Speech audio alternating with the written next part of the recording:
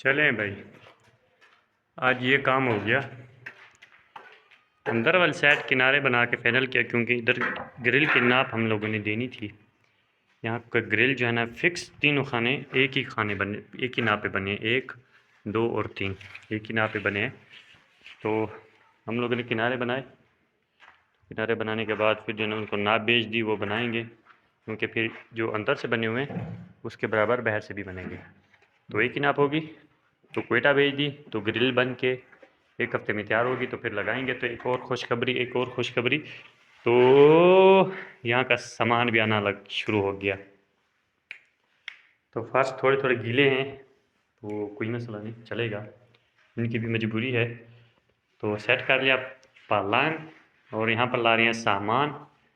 सब कुछ हो गया ओके इस कमरे में, और कोई काम नहीं है हमारा।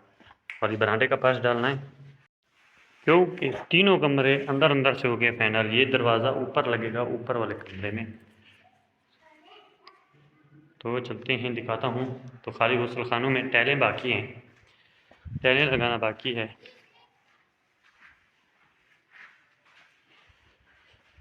कुछ रोशनदान लगाने बाकी हैं।